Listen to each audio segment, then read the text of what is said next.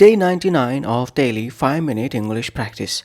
Today we will learn and practice these with simple examples and a short story. Let's start. Please speak out loud with me as we practice. 1. Catalyst.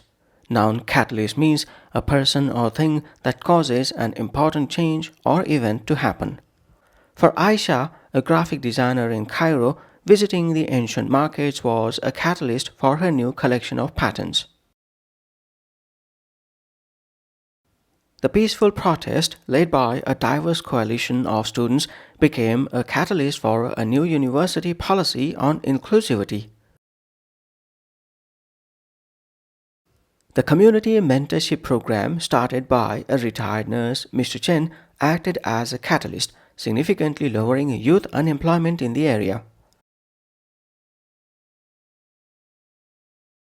2. On the brink of. Idiom on the brink of means at the point when something is about to happen or very close to a new and often critical situation. The small tech startup founded by two sisters from Lagos was on the brink of a major breakthrough. Maria, a first-generation university student, felt she was on the brink of achieving her family's dream for a better future.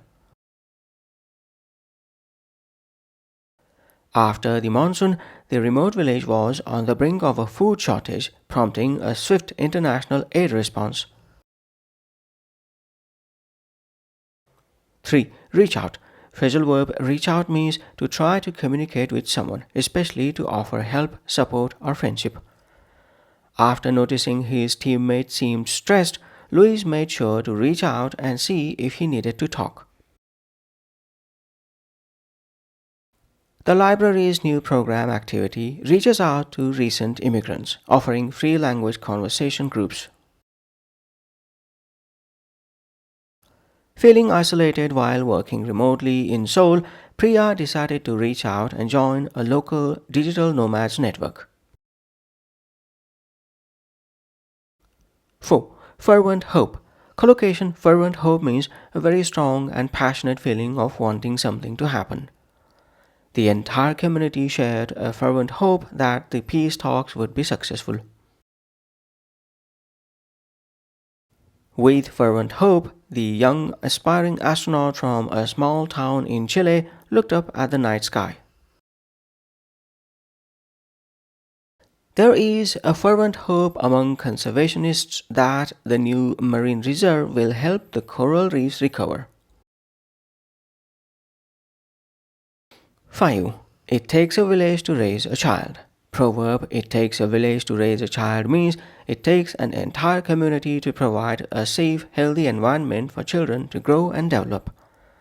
When both of Samira's parents had to work, her aunts, uncles, and neighbors all helped, a true case of it takes a village to raise a child.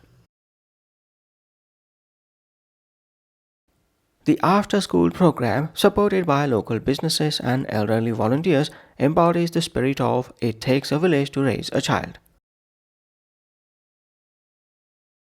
Now let's put all of these into a short story. Story title: The Digital Village.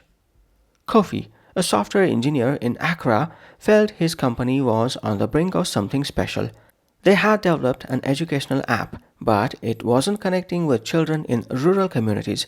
The initial data showed a stark contrast between urban and rural engagement. The feedback from a teacher in a Navajo Nation school was the catalyst he needed. She wrote, "Your app is smart, but it doesn't feel like a community. Learning is not a solo act." Inspired, Kofi decided to reach out. He assembled a global team of educators, a child psychologist from Brazil, and a gamification expert from Finland. Their fervent hope was to redesign the app to be collaborative, where children could solve problems together, guided by digital elders from various cultures. The new feature, called the Village, was a huge success. It allowed a grandmother in Japan to help a child in Peru with origami math puzzles and a teenager in Norway to practice English by reading stories with a peer in Kenya. The app finally understood that it takes a village to raise a child, even in the digital world. Kofi had successfully won over the communities by building not just a tool, but a global classroom. That's it for day 99. Thanks for practicing with me. Join me tomorrow for day 100. Bye for now.